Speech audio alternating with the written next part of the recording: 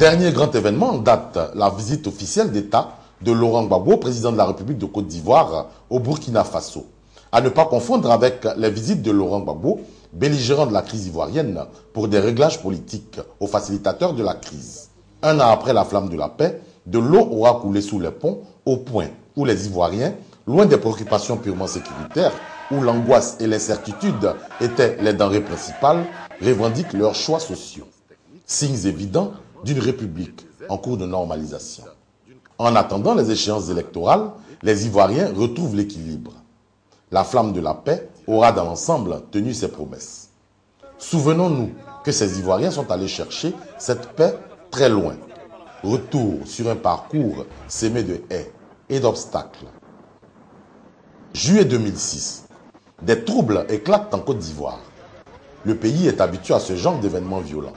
À la seule différence que cette fois-ci, la violence glisse du terrain militaire au terrain civil. Cette violence est relative aux audiences foraines. À cette époque, la méfiance est de mise entre les différents états-majors. Le gouvernement de Charles Konan Banny est pris au piège. C'est alors que, contre toute attente, la jeunesse va poser un acte historique de sagesse. Et ce sera la graine de la paix. Il s'agit du pacte de non-agression signé entre la jeunesse dite patriotique et celle du RHDP, dénommé Accord de Versailles.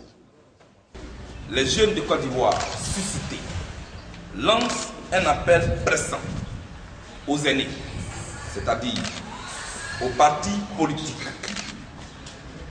le FPI, le RDR, le PDCI, le MFA, et le PIT et tous les autres partis politiques, l'UDPCI et à tous les autres partis politiques, afin qu'ils convoquent rapidement un cadre de discussion qui tournera autour des audiences foraines afin de s'attendre sur le minimum pour éviter à notre pays un Rwanda bis.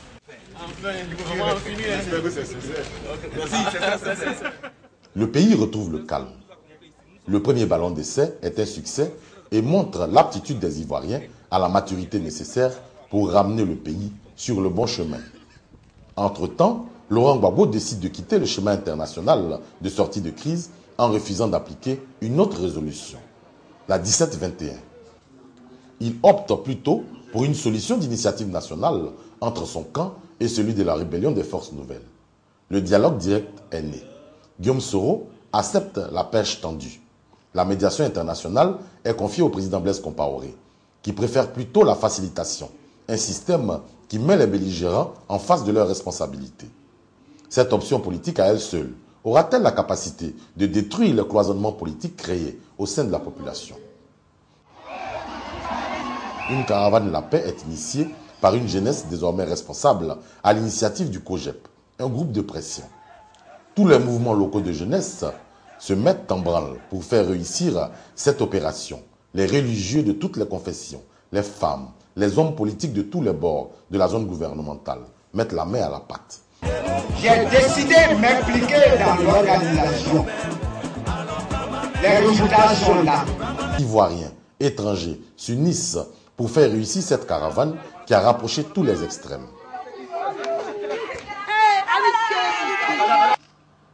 Pendant que l'accord de Ouagadougou accusait une progression encourageante, la caravane de la paix désinfectait les plaies du peuple. Et les Grigras, on met les Grigras à terre, que la paix revient à la Côte d'Ivoire.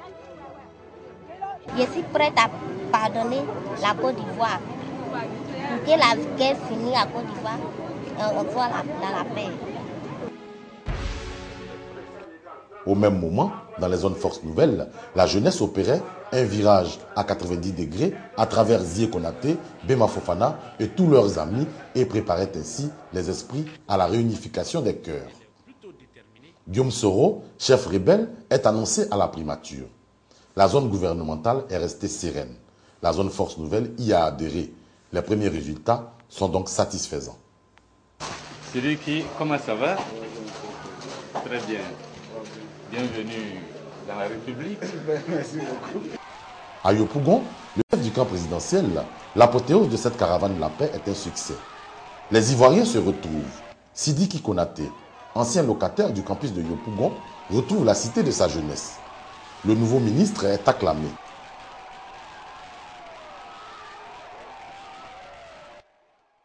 Pendant que nous étions à Ouaga, comme un visionnaire, tu as décidé d'arpenter les ruelles des villes, de parcourir les routes du pays, les sentiers des villages et des campements, afin de préparer d'avance les esprits à cette nouvelle donne.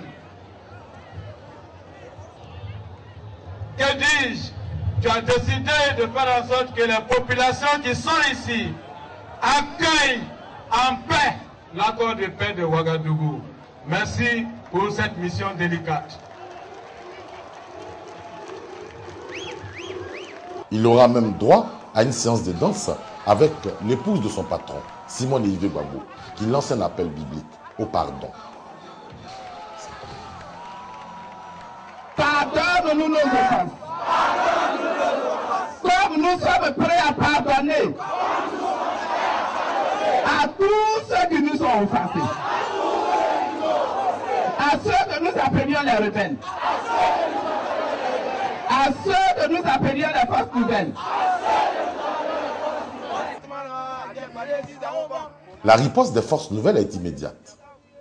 Sa jeunesse se rend dans le département de Gagnoa, dans la localité de Pokrobo, pour apporter le pardon de l'ex-rébellion au cœur du pays bété.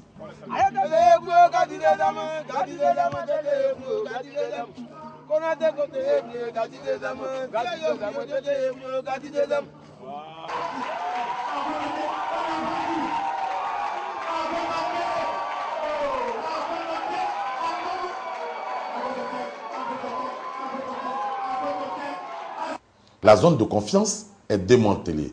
Les militaires ivoiriens du Nord et ceux du Sud apprennent à se fréquenter. C'est ainsi que l'un des chefs de guerre les plus réputés, ancien membre du bataillon de commando parachutiste d'Akwedo, Isiaka Ouattara, donnera de grands signes, des signes qui ont eu leur pesant d'or dans cette sortie de crise.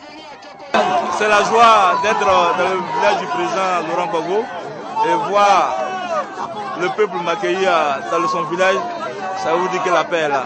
Mais ça, c'est le plus grand espoir de tout encore. Plus la flamme de la paix, ça, c'est notre grand espoir.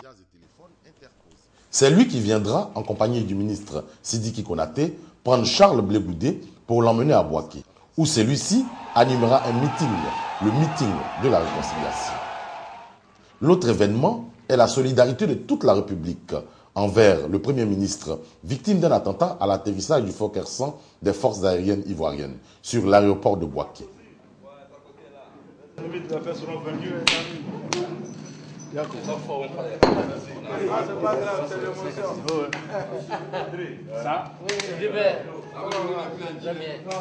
Pour la cérémonie de la flamme de la paix, la jeunesse a fait le plein à Bouaké. La Côte d'Ivoire a été reconstituée physiquement à la veille de la cérémonie.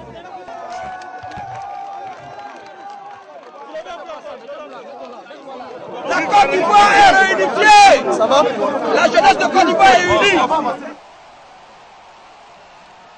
C'est donc un stade archi-comble qui a accueilli Laurent Gbagbo et son Premier ministre.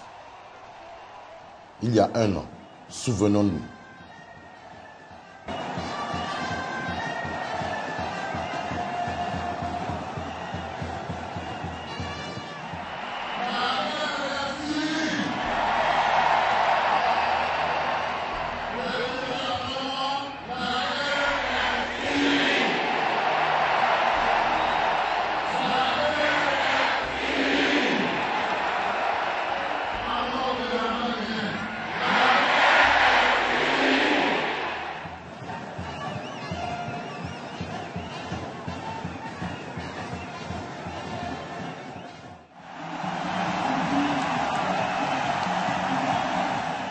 Les acquis de l'accord de Ouagadougou sont connus. Les Ivoiriens sont donc appelés à faire des choix judicieux pour que ce processus atteigne son terme. Pour que dans notre pays, il n'y ait plus de zones, mais des régions. Pour qu'il n'y ait plus de militaires des FANCI ou des FN, mais tout simplement des militaires ivoiriens. Pour qu'il n'y ait plus de processus de paix, mais plutôt un processus de développement et de prospérité. En attendant, marchons sûrement vers les élections. porte de sortie de crise.